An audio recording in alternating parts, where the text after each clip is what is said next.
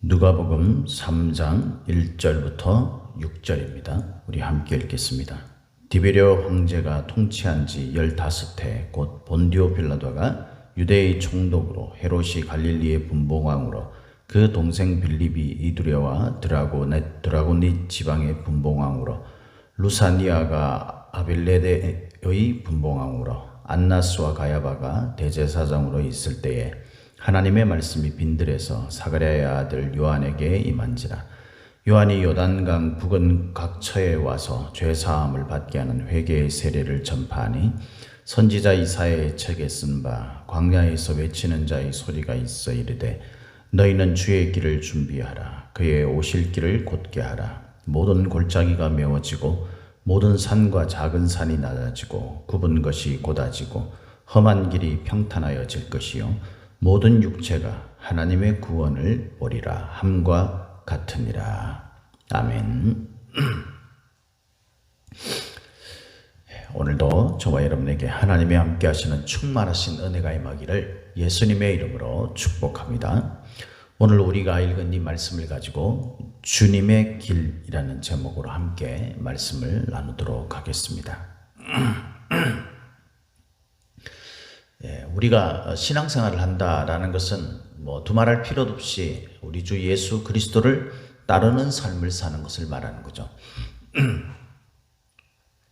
우리가 성경에 나오는 그런 말씀들을 가지고 우리가 이야기를 한다면 제자의 삶을 사는 거예요.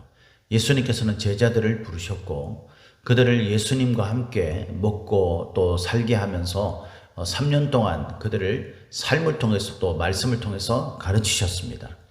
그래서 보고 들은 대로 배운 대로 그들이 예수님이 가셨던 그 동일한 길을 가도록 하셨죠. 그래서 예수님께서 십자가를 지신 것처럼 우리들을 향해서 제자들을 향해서도 나를 따라오려거든 해서 예수님을 따르는 그 길이 곧 제자의 삶을 사는 길이고 그 길을 가는 것은 뭐냐면 십자가를 지고 가는 것이다. 자기 십자가를 지고 따라야 한다라고 말씀하셨어요. 그래서 예수님의 길을 따르는 것이 바로 제자의 삶을 사는 것이고 이 예수님의 길을 따르는 것이 뭐냐면 바로 십자가를 지는 삶이다. 이렇게 우리가 생각해 볼 수 있습니다. 그게 신앙이죠. 그게 믿음의 길을 가는 거예요. 제자들을 그렇게 부르신 것처럼 오늘날 저와 여러분들도 그렇게 부르셨습니다. 우리를 부르신 하나님께서 우리를 부르신 목적을 구원이라고 생각하는 분들이 많습니다. 맞죠? 당연히 그렇게 돼 있죠. 오늘 본문에도 보니까 뭡니까? 모든 육체가 하나님의 구원하심을 보리라 라고 이야기했잖아요. 이 구원이라고 우리가 분명히 알고 있는데 이 구원이 뭔지 모른다는 거예요. 예수님은 구원하신 그 일을 우리에게 보여주셨고 그것을 위해서 이 땅에 오셨으며 그것을 위해서 이 십자가에서 죽으셨고 부활하셨어요. 이 구원을 위해서 그렇게 하셨던 예수님의 동일한 그 모습을 오늘날 저와 여러분들이 동일하게 해나가는 것이 바로 구원의 삶입니다. 그렇지 않습니까, 여러분? 전혀 다른 삶을 산다는 것은 있을 수 없는 거죠. 예수님께서는 그 길을 가셨고 우리로 하여금 제자들이 그렇게 했던 것처럼 우리도 그런 제자의 삶을 살도록 요구하셨습니다. 그래서 우리가 그런 삶을 살 때 우리에게 구원의 역사, 구원의 은혜, 능력 그 결과가 나타나는 거죠. 그래서 복음이라는 것은 바로 그것을 말하는 거예요. 복음은 기쁜 소식이잖아요. 예수님께서 우리를 구원하시기 위해서 오셨고 구원하시기 위해서 어떤 길을 가셨으며 그것을 통해서 우리에게 어떤 결과를 주셨는가. 죄 가운데 죽을 수밖에 없는 저와 여러분들을 하나님은 우리를 구원하셔서 하나님의 자녀로 삼으셨고 그래서 우리가 죄로 말미암아 심판받아 영원한 사망에 거하여야 할 그런 처지인데 우리를 하나님의 자녀 영원한 생명으로 옮겨주신 사건, 이게 구원 사건이잖아요. 이것을 위해서 반드시 진행되어져야 될 것이 있다는 거예요. 그게 뭐냐면 구원의 길입니다. 구원의 길. 이것은 곧 주께서 가신 길이죠. 주님의 길입니다. 이것을 오늘 본문 말씀에서 이 이야기를 하고 있는 거예요. 우리가 이 주님께서 가신 그 길, 이 길을 우리가 가장 잘 알려면은 어떻게 되냐면요. 예수님의 일생을 살펴보는 것이겠지만, 이제 처음 시작이 뭐냐, 이것을 통해서 우리가 그 예수님의 길을 요약해서 볼 수 있는 거예요. 쉽게 이야기하면. 주님의 길을 예비한다라는 이 말은 주님이 가실 길을 평탄하게 닦아놓는다 이런 말이 아니라, 예수님의 길이 어떤 길인지를 우선 먼저 뭡니까? 좀 이렇게 요약해서 보여준다라고 우리가 생각을 해보면 됩니다.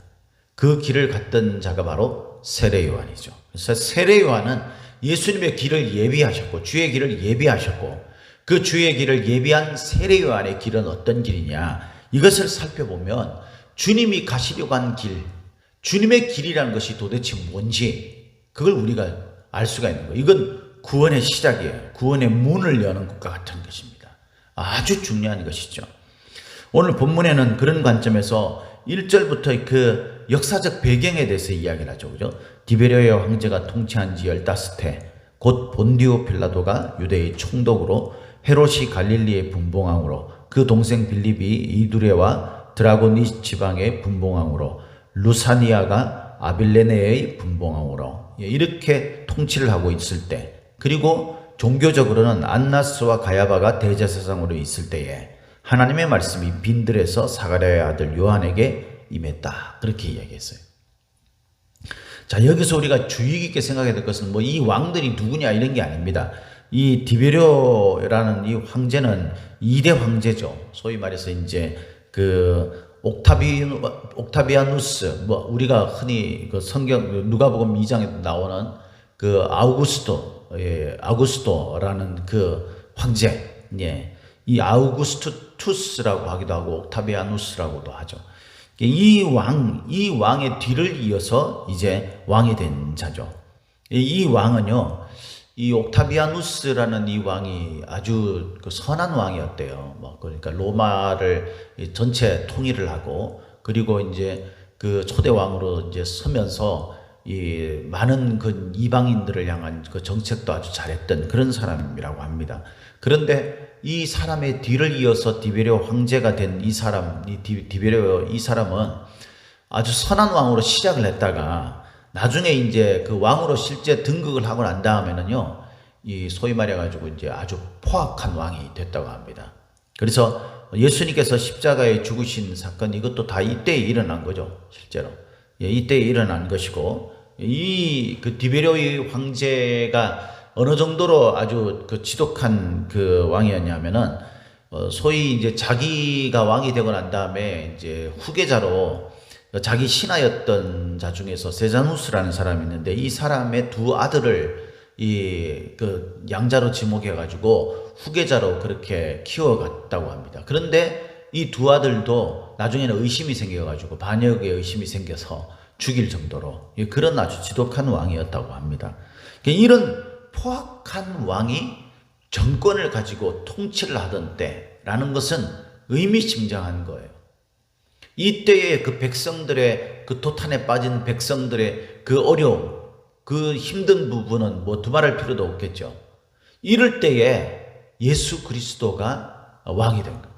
그래서 유대인들이요, 그 예수님을 이제 그 십자가에 못 박기 위해서 쓴 전략 가운데 하나가 뭐냐면은, 빌라도가 나오는데, 이 본디오 빌라도가 유대의 총독으로 그렇게 이제 로마에서 이제 저기가 임명이 돼서 왔잖아요. 이제 그 총독이 됐을 때에 그 디베레오 황제의 그 아주 그 난폭한 성격, 이것을 건드리고 자극하는 게 뭐냐면 왕권에 대한 도전이거든요. 그러니까 이거를 이제 빌라도 황제에게 이제 유대의 그 지도자들이 그걸 긁어놓은 거예요. 자신이 자칭 왕이라고 한다, 이러면서. 그러니까 이 눈치를 보는 빌라도, 이 사람은 그 아주 현실주의자이죠. 그래서 이 사람은 황제의 눈밖에 나면 큰일 날 사람이잖아요.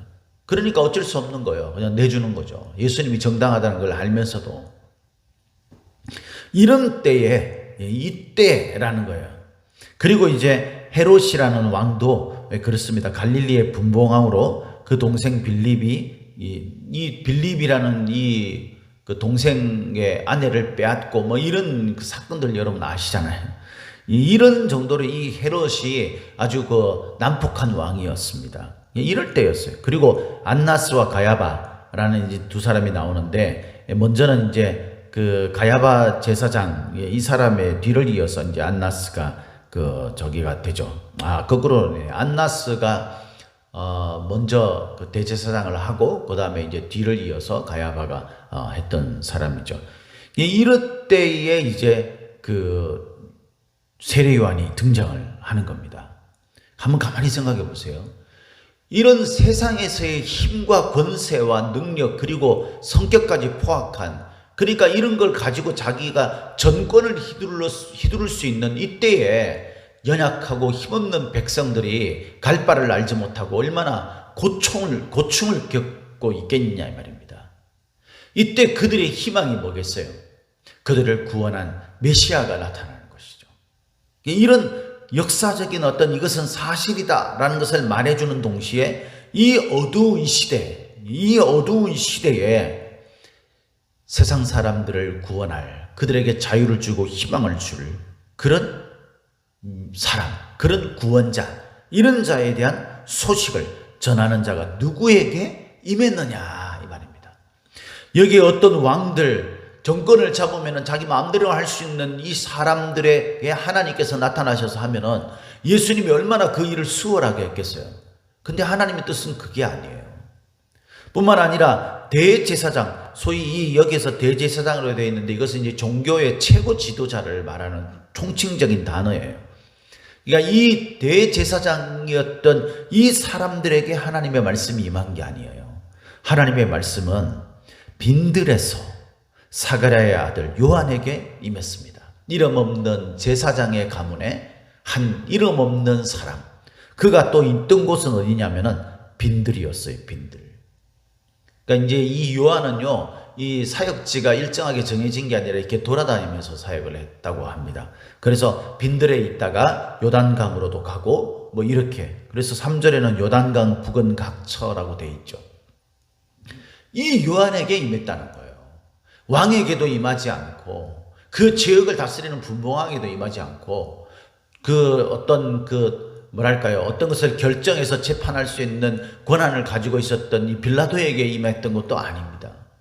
그리고 그 당시에 최고 종교 지도자였던 안나스나 가야바에게 임했던 것도 아니에요. 빈들에서 이름 없는 제사장 가문에 그런 요한에게 임했다. 여러분, 저와 여러분들이 하나님을 믿는다는 것이 뭡니까? 화려한 궁정에서 살기 위해서, 우리가 무슨 대단한 것들을 얻기 위해서, 세상에서 우리가 어떤 것들을 떵떵거리며 누리며 살기 위해서 하나님은 우리들에게 그렇게 우리를 구원하시는 게 아니에요. 우리의 구원은요, 어쩌면 정말 이 어두운 시대에 우리가 빛을 보고 그 속에서 우리가 진짜 이름 없고 빛도 없는 상황 속에 있는 우리들을 하나님께서 불쌍히 여기시는 이유, 그것 하나뿐입니다. 우리를 구원하시는 목적이.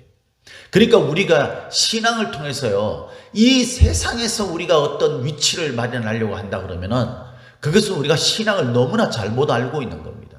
신앙에 대해서 오해하고 있는 거예요. 이게 어그러진 거예요. 오늘 본문에 그래서 요한이 외치는 소리를 한번 들어보십시오.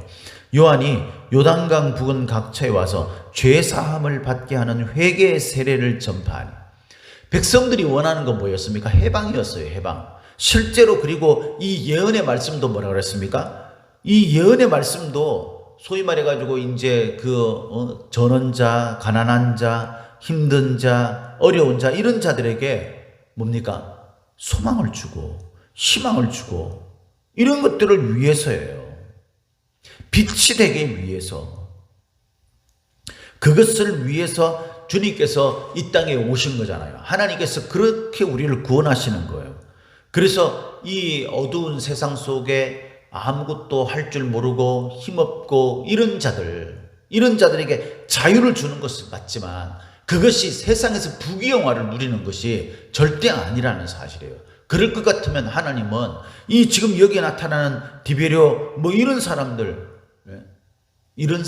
하나님께서 역사하시죠. 근데 하나님은 그게 아니에요.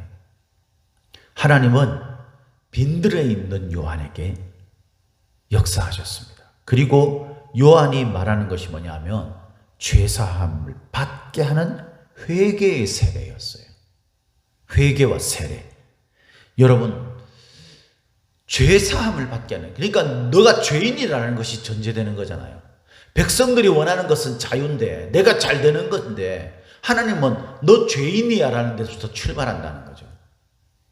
우리는 지금 억울합니다, 우리는 지금 이렇습니다 라는 것에서부터 우리는 출발하려고 하는데, 하나님은 그게 아니야, 너는 네 죄를 스스로 인정하는 데서부터 시작해야 된다라고 말씀하고 있다는 거죠.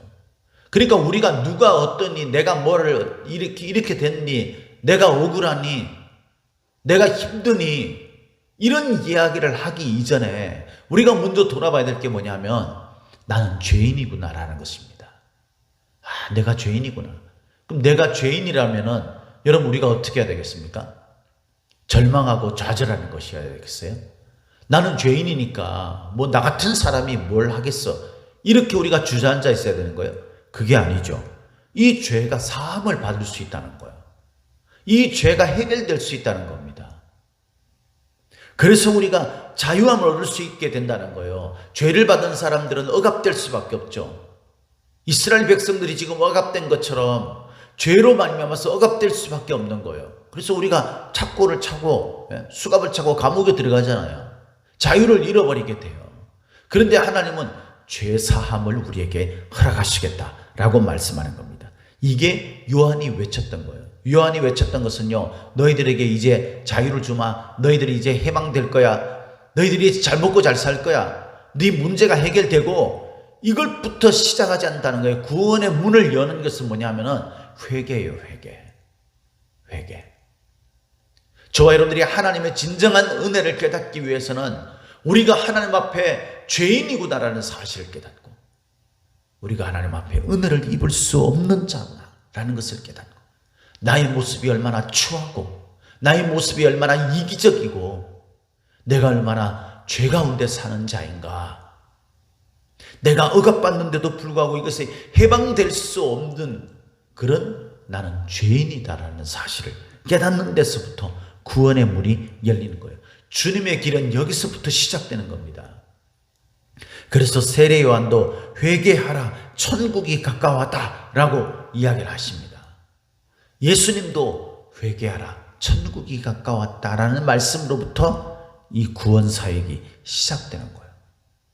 이렇게 하면서 이제 선지자 이사야의 책에 쓴 예언의 말씀을 이야기하죠. 그게 뭡니까? 광야에서 외치는 자의 소리가 있어 이르되 너희는 주의 길을 준비하라. 주님께서 구원하러 오실 때에 우리 보고 주의 길을 준비하래요. 세례 요한만 준비하는 게 아니라 우리도 준비한다는 거예요. 이 준비하는 게 뭡니까? 회개하는 거예요. 주님이 우리에게 임하시도록, 주님의 길이 우리에게 열리도록 그렇게 하기 위해서 우리가 제일 처음에 해야 될 게 뭐냐면은 회개라는 거예요. 회개는 내가 죄인이다라는 것이 전제될 때 시작되는 거예요. 내가 죄 지은 게 없는데 나는 억울한데 무슨 회개가 필요하겠어요? 그건 하나님 앞에 요청하는 것에 불과한 거지. 회개는 내가 죄인이라는 것을 깨닫는 거예요. 우리는 이걸 너무나 못 깨달아요. 우리가 어떤 일들을 만나면요, 우리가 회개하기는 억울합니다, 내 처지가 그렇습니다, 내 처지가 비참합니다, 이런 나의 한탄의 말만 고백하죠. 이것을 우리는 잘못해서 어떻게 생각하냐면 회개라고 생각합니다. 내가 막 눈물이 나고 이러니까 회개인 줄 알아요. 회개는 그게 아니에요. 내가 철저하게 부서지고 내가 철저하게 하나님 앞에 심판받아 죽어 마땅할 만큼 나는 정말 추하고 악취가 나는 그런 존재구나 라는 거예요. 하나님의 회개는 여기서 그치는 것이 아니라 그 하나님의 회개는 실제 내 삶, 내 가슴을 찢고 내 옷을 찢듯이 내 가슴을 찢고 정말 하나님 앞에 내가 엎드려서 자복하는 거예요. 나의 죄를 고백하는 겁니다. 더군다나 하나님의 회개는 거기에서 그치는 게 아니에요. 그것을 통해서 결과를 얻게 하는 겁니다. 그 결과가 뭡니까? 여기에 나오는 거죠. 광야에서 외치는 자의 소리가 있어 이르되 너희는 주의 길을 준비하라. 그의 오실 길을 곧게 하라. 모든 골짜기가 메워지고 모든 산과 작은 산이 낮아지고 굽은 것이 곧아지고 험한 길이 평탄하여질 것이요. 이건 뭐예요? 예수님이 오시는 그 길이 평탄하게 돼야 오시기가 편하시겠죠. 그죠? 이 회개라는 게 뭐냐면요, 우리가 그 길을 돋우는 거예요. 어그러지고 굽어지고, 예? 푹 들어가고 이랬던 것들을 메꾸는 거예요. 이렇게 평탄하게 만드는 거예요. 우리가 좁고 협착한 길을 가는 것이 주의 길인데, 그 길은 우리로 봐서는 어떤 길이냐면요, 우리가 하나님 앞에 굴곡지고 잘못되고 어그러지고 삐뚤어지고 튀어나오고 뭐가 나고 이랬던 것들을 갖고 다듬고 메꾸고, 이래서 하나님이 원하시는 그런 모습으로 우리를, 중요하게 우리가 여겨야 될 게 뭐냐면은, 모든 산과 작은 산이 어떻게 된다고 그랬어요? 낮아져야 되는 거예요. 예? 작은 산 그러면은 높아져야 되는 게 우리가 어감상으로 맞는 거 아닙니까? 예? 높은 산들은 낮아진다고 말할 수 있겠죠. 근데 지금 작은 산이잖아요. 근데 그게 왜 낮아져야 되는 거죠? 산이 없어야 된다는 거예요. 우리가 사는 처지가 좀 어렵고 우리가 뭐 내세울 만한 것이 없기 때문에 우리는 그러면은 회개할 것이 없고 우리는 억울한 일만 있는 것인가? 그게 아니라는 거죠. 저와 여러분들은 철저하게 낮아져야 되는 거예요. 철저하게. 이렇게 될 때에 마침내 어떻게 됩니까? 모든 육체가 하나님의 구원을, 회개는요, 우리의 처지를 하나님 앞에 고백하고 나는 형편없는 존재야, 그래서 주저앉아 있는 게 아니라 하나님의 구원으로 나가는 거예요. 주께서 말씀하신 주의 길을 우리가 실제 삶을 통해서 걸어가는 거예요. 그것이 바로 회개입니다. 이것이 바로 주님의 길이 열리는 거예요. 사랑하는 성도 여러분, 저와 여러분들은 오늘도 신앙생활을 어떻게 하고 있습니까? 하나님이 우리에게 이렇게 해주셔야 한다, 저렇게 해주셔야 한다, 이것에 집중해 있습니까? 그래서 나는 그렇게 되지 못하고 있는 내 처지가 너무나 비참하고 한탄스럽고, 내 지금 이 상황이 누리거나 즐기거나 아니면은 불평하거나, 이 두 가지입니까? 우리가 주의 길을 가는 것, 구원의 문이 열리고 우리가 주님의 길을 가는 것은 어떻게 시작이 됩니까? 우리가 아무것도 볼품없는 존재, 유한과 같은 존재이지만 우리가 빈들로 나갈 때 그곳에서 우리 자신을 찢고 우리가 세상에 욕심을 두는 것이 아니라 내 자신이 철저하게 죄인이라는 것을 하나님 앞에 고백할 때 죄사함이 우리에게 임하게 되고, 그때 비로소 우리가 뭐가 나고 잘못되고 어그러지고 굽은 것들이 바르게 되어지면서 구원의 확신이 일어나게, 그것이 바로 주님의 길을 가는 성도들의 시작이라는 것을 꼭 잊지 마시고, 이런 구원의 길, 주님의 길의 문을 여는 저와 여러분들이 되시기를 예수님의 이름으로 축복합니다. 축복합니다.